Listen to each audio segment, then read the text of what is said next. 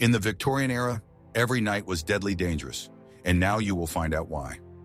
I will also tell you how people survived in unbearable conditions. We imagine the Victorian era as a time of fireplaces, lavish dresses, and cozy evenings with a book. It seems that people of that time were hardened and not afraid of the cold. But behind this facade lay a constant, invisible struggle for survival, where the main enemy was not man, but the ordinary night frost.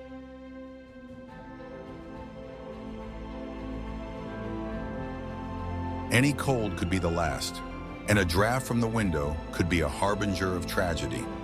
Women were particularly vulnerable in this struggle, as their position in society and even fashion made them defenseless against the cold.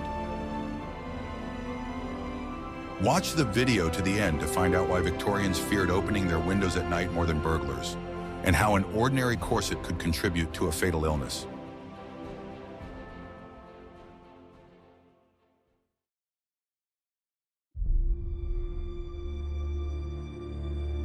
What if I told you that everything you believed about Victorian comfort was a lie? The main fear of the Victorians was not the cold itself, but what it brought with it, the night air. It was believed that when the sun went down, the air became heavy, damp, and filled with poisonous fumes. This belief was so strong that windows and doors were locked and sealed in every possible way at night. People preferred to sleep in stuffy, unventilated rooms, just to keep this invisible enemy out of their homes. They sincerely believed that one breath of cold night air could lead to serious illness. Fog mixed with smoke from thousands of coal pipes was particularly terrifying. This thick, suffocating smog, known as pea soup, seemed to be the physical embodiment of all diseases. It penetrated homes, settled on furniture, and was believed to enter the lungs directly, bringing death. The fear of night air was part of a broader theory of miasmas. According to this theory, diseases were caused not by microbes, but by foul odors and harmful vapors emanating from decaying organic matter. At night, when the temperature dropped, these miasmas supposedly became particularly concentrated and dangerous. Therefore, the evening coolness was perceived not as a refreshing phenomenon, but as an alarm signal. People hurried home, wrapped themselves more tightly in shawls and scarves, trying to breathe as little as possible on the street. Opening a window in the bedroom for ventilation was considered madness. This fear was not just superstition, it dictated architecture and everyday life. Windows were made small, and bedrooms were located deep inside the house, away from the outer walls. All of life was subordinated to the task of protecting oneself from the dangerous night air. Women, as keepers of the hearth, bore special responsibility for the airtightness of the home. It was they who made sure that all cracks were caulked and drafts eliminated.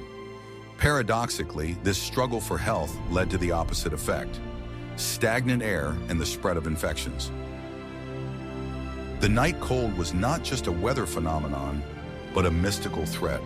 It turned ordinary air into poison and one's own home into a fortress that had to be defended. And this battle was fought every night, in every home throughout the empire. People with a weak constitution were considered particularly vulnerable to the effects of night air. Virtually all women were automatically included in this category. Their bodies were considered more fragile and susceptible to harmful external influences. As a result, while men could afford to toughen themselves up, women were prescribed a regime of maximum isolation from the cold. But, as we will see later, it was this care that made them the main victims of winter diseases. We are very interested to hear your point of view. What do you think about how such widespread fear could have affected people's daily lives? Write about it in the comments.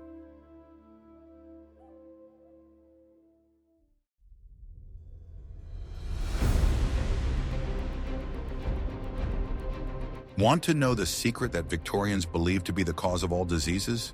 It was the theory of miasmas, which claimed that diseases spread through bad air.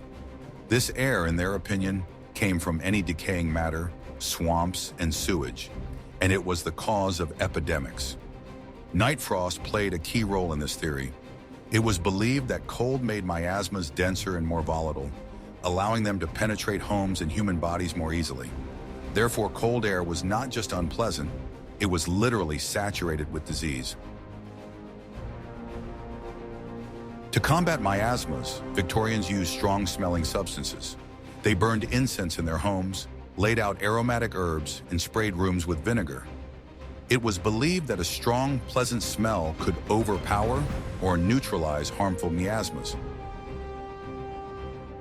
Women who spent most of their time at home were the main actors in this struggle.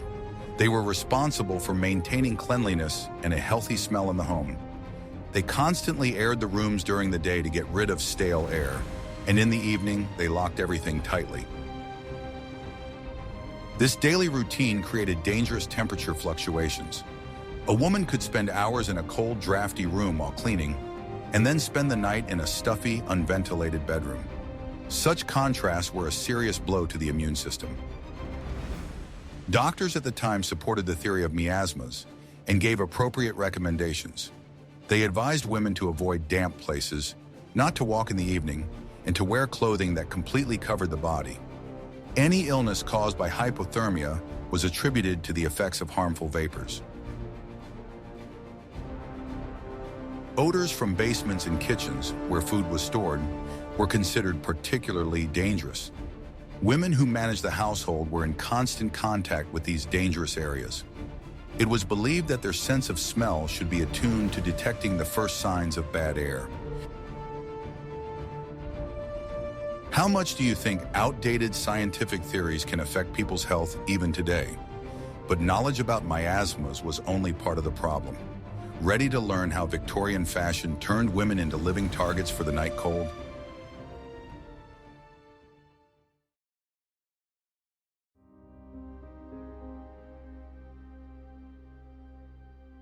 I'm going to reveal the best-kept secret of Victorian fashion. It wasn't just uncomfortable, it was deadly, especially during the cold season. The ideal of beauty was a fragile, refined figure with an incredibly thin waist, and women made enormous sacrifices to achieve this ideal. The corset was the centerpiece of a woman's wardrobe. It constricted the waist to unnatural sizes, deforming the internal organs and, most importantly in winter, making breathing difficult. The lungs, compressed by the rigid structure, could not function at full capacity. In cold air, when the body needed more oxygen to keep warm, this became a critical problem. Superficial, shallow breathing did not allow the inhaled air to be fully warmed. Cold air entered the lungs, creating ideal conditions for the development of respiratory diseases.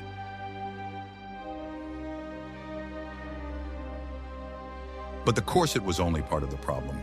Fashionable dresses were made of thin, impractical fabrics: silk, muslin, light cotton. Even winter outfits, despite being trimmed with fur or velvet, rarely had serious insulation underneath.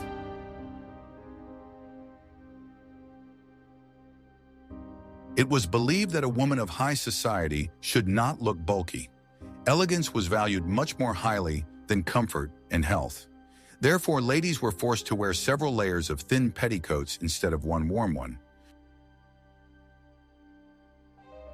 These numerous skirts did not provide any real warmth, but they did create volume. At the same time, the décolleté and shoulders often remained exposed, especially at balls and evening receptions. The sharp contrast between the hotly heated hall and the cold street was a serious test for the body. As a result, every trip outside on a cold day became a risky venture. Fashion, created by men and for men's eyes, left women completely defenseless against the night frost and its consequences.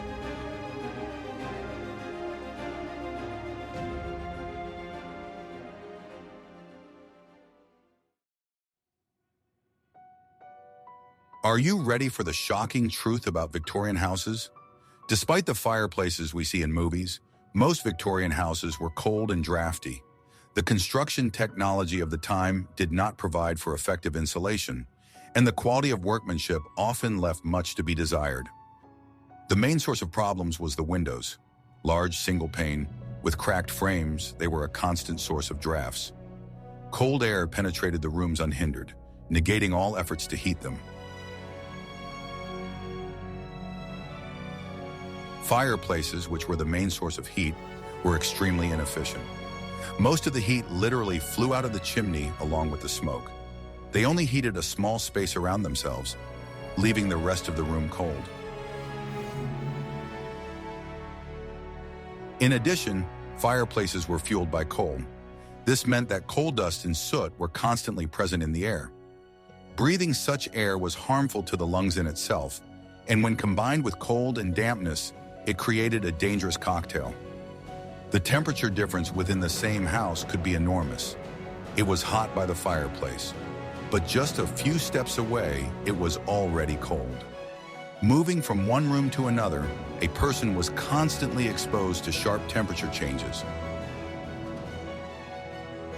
Corridors, staircases, and bedrooms were particularly cold. Bedrooms were often not heated at all, as it was considered unhealthy to sleep in a room that was too warm.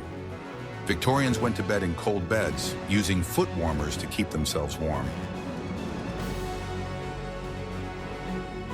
For women who spent most of their time in these cold houses, it was a daily ordeal.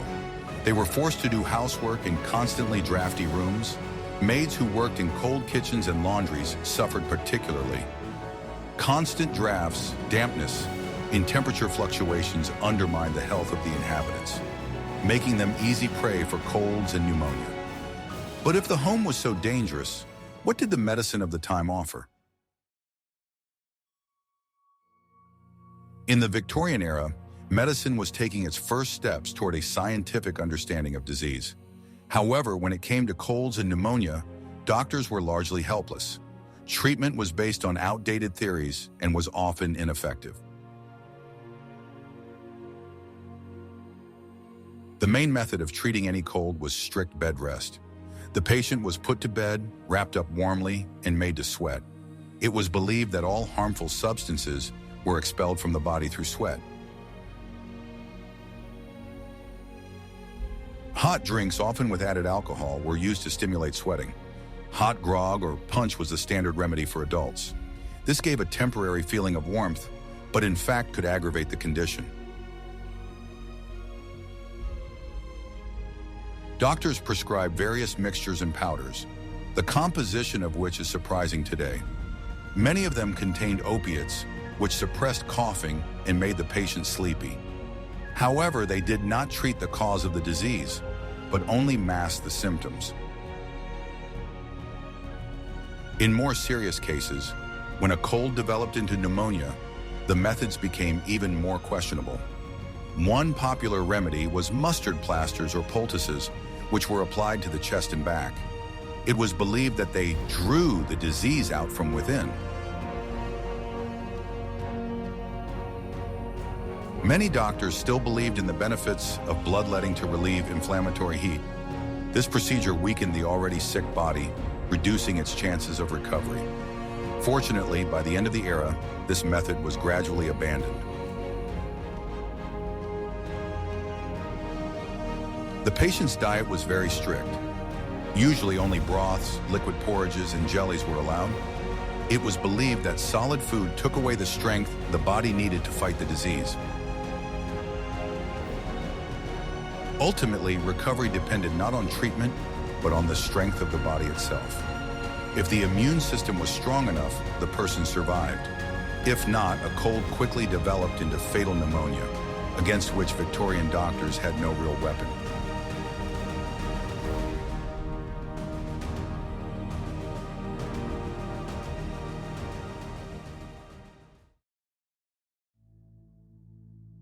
What I am about to show was available only to a few.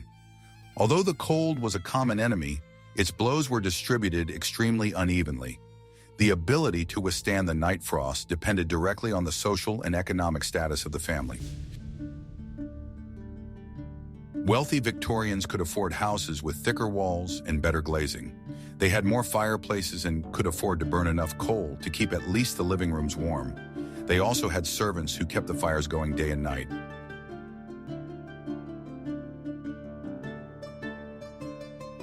Members of the upper class had access to higher quality and more calorific food. Good nutrition supported the immune system, making the body more resistant to disease. They could afford meat, fresh vegetables, and fruit even in winter.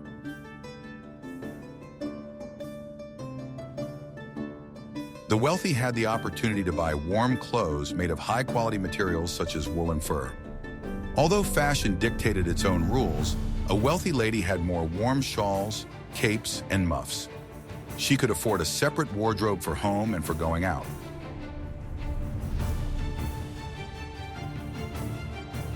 In case of illness, a wealthy family could invite a renowned doctor and pay for expensive medicines. Although the effectiveness of treatment was questionable, the very fact of care and attention gave the patient a better chance. They had the means to provide the patient with complete rest and a special diet. The life of the poor was the complete opposite. They lived in crowded, damp, and unheated rooms. Often, the only source of heat was a shared kitchen stove, and they had to sleep in freezing rooms. Their diet was meager and consisted mainly of bread, potatoes, and cheap porridge. The lack of vitamins and calories made their bodies weak and susceptible to any infection. A cold was a much more serious threat to a poor person. The clothes of poor people were old, worn out, and could not protect them from the cold. Often, a person had only one change of clothes, and if it got wet, they had to dry it on themselves. Warm winter clothes were out of the question. Women from poor families suffered the most. Not only did they live in the cold, but they were also often forced to work outside or in unheated factory workshops. Their bodies, weakened by frequent childbirth and poor nutrition, had no chance of fighting pneumonia. How much do you think the situation has changed since then? In the next chapter, we will discuss how the ideal of womanhood itself contributed to women's vulnerability.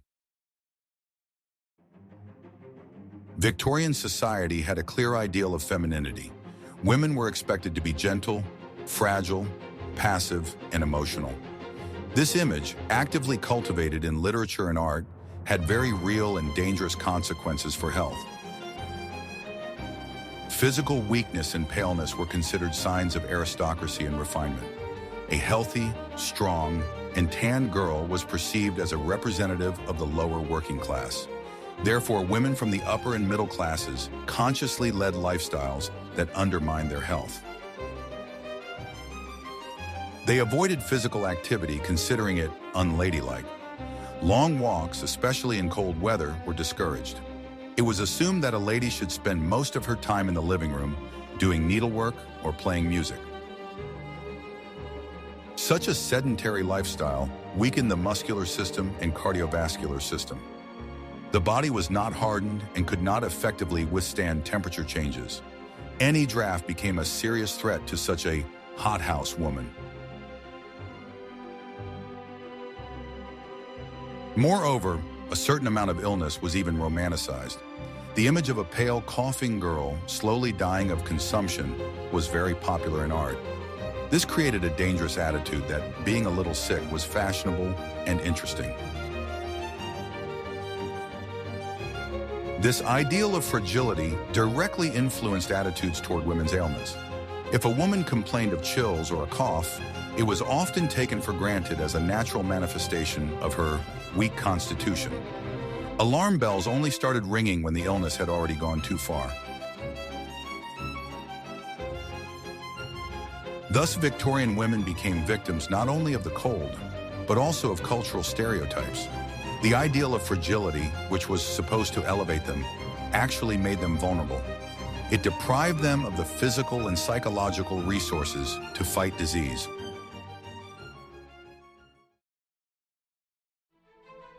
In addition to global issues such as fashion and heating, the life of a Victorian woman was filled with small, everyday risks. Her usual household duties became a constant source of hypothermia. It was a slow, insidious war of attrition. One of the most dangerous areas in the home was the laundry room or washing area. It was usually located in a cold basement or backyard. Washing was hard physical labor that required hours of contact with cold water. Women stood for hours on the cold stone floor, dipping their hands in icy water. After washing, they had to hang the wet laundry outside in the cold. Their clothes and shoes got wet, but they often had nothing else to change into. The kitchen, although warmer because of the stove, was also dangerous. Constant evaporation created high humidity. Combined with drafts coming from the door or window, this created ideal conditions for colds. Cleaning the house also carried risks. To beat the carpets or air out the bedding, one had to go out into the cold. Washing floors with cold water in unheated rooms was commonplace, especially for servants. Even going shopping at the market was a challenge. Women had to stand outside for long periods of time in the cold wind. Their thin shoes quickly became wet from the snow or slush on the streets.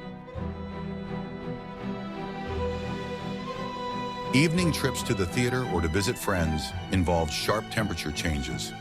Women would leave their warm homes and get into cold, unheated carriages. Then they would enter a heated room, and after the event was over, they would return to the cold. Each of these episodes individually might have seemed insignificant, but together they created a cumulative effect. Sooner or later, the body would fail, and what began as a slight chill quickly turned into a serious illness.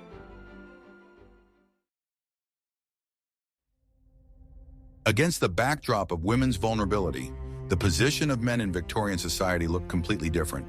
Although they also suffered from the cold and illness, they had significantly more advantages. Their lifestyle and clothing were better suited to the harsh realities of the climate. Men's fashion was, above all, practical. The basis of the wardrobe was a suit made of thick woolen fabric. Layering, a shirt, vest, jacket, coat, created an effective air gap that retained heat well. Men's clothing completely covered the body. High collars, cuffs, and long trousers left no skin exposed.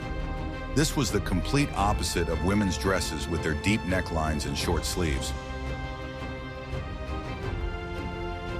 Men's shoes were also much more functional. Sturdy leather boots with thick soles reliably protected the feet from the cold and damp. They were designed for walking on dirty streets, not for the parquet floor of a ballroom. Men's lifestyles involved a lot of physical activity. Even if a man worked in an office, he had to walk more or use public transport. This helped to toughen and strengthen the body. Many male professions involved spending time outdoors. Although this was risky, it also trained the body's defenses. Men were more adapted to temperature changes. Society encouraged the ideal of a strong, resilient man. Sports, hunting, and physical labor were all considered worthy and proper pursuits.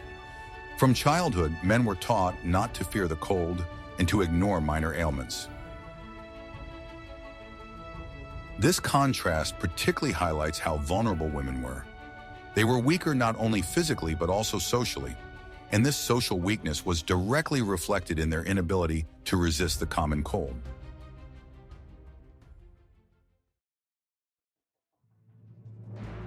By the end of the Victorian era, slow but important changes were beginning to take place in society. Scientific discoveries, changing social attitudes, and women's struggle for their rights were gradually changing attitudes toward health, hygiene, and fashion. The night frost ceased to be a mystical killer, becoming a common weather phenomenon. One of the key moments was the rejection of the miasma theory. The work of Louis Pasteur and Robert Koch proved the microbial nature of infectious diseases. It became clear that the cause of disease was not bad smells, but invisible microorganisms. This discovery revolutionized hygiene. People understood the importance of cleanliness, disinfection, and fresh air in the fight against microbes. Ventilating rooms went from being a dangerous procedure to a prerequisite for a healthy lifestyle. Attitudes toward the cold also changed. Theories about the benefits of hardening and fresh air appeared. Doctors began to recommend walking outside in any weather. The idea that one should hide from the cold gradually became a thing of the past. The suffrage movement began to develop, and women began to fight for their rights, including the right to comfortable clothing. The first advocates of women's costume reform appeared, calling for the abandonment of corsets and heavy skirts in favor of more practical outfits. The popularity of sports, including women's sports, also played a role. Cycling, tennis, and skating required more comfortable and loose-fitting clothing. Fashion slowly began to move toward functionality. Advances in construction and heating technology also changed everyday life. Central steam heating appeared, which allowed the entire house to be heated evenly. New building materials provided better insulation. Of course, these changes did not happen overnight. Old habits and prejudices were very strong, but the general direction was set towards a healthier and more rational lifestyle. The horrors of World War I finally put an end to old Victorian morals and fashions. Women who had flocked to factories and hospitals could no longer and did not want to return to corsets and long skirts. Practicality finally triumphed over convention. The era when a night frost could cause tragedy due to thin dress fabric or an open window was a thing of the past. But its history serves as an important reminder. It shows how social norms, fashion, and scientific misconceptions can directly affect the lives and health of entire generations.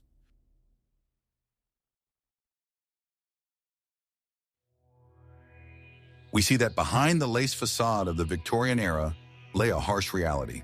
The ordinary nighttime cold, exacerbated by flawed medical theories, dangerous fashions, and imperfect living conditions, posed a deadly threat. Women who were hostage to social roles and imposed ideals of beauty were particularly vulnerable in this struggle. Their story is not just a tale of past illnesses. It is a reminder of how closely intertwined our health, our lifestyle, and the rules dictated to us by society are. For Victorian women, the fight against the night frost was part of their overall struggle for the right to be not just beautiful objects, but healthy and fulfilled human beings.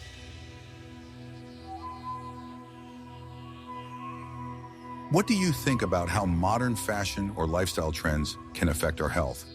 Suggest topics for future videos that you would like to see on our channel in the comments. And don't forget to subscribe so you don't miss new episodes.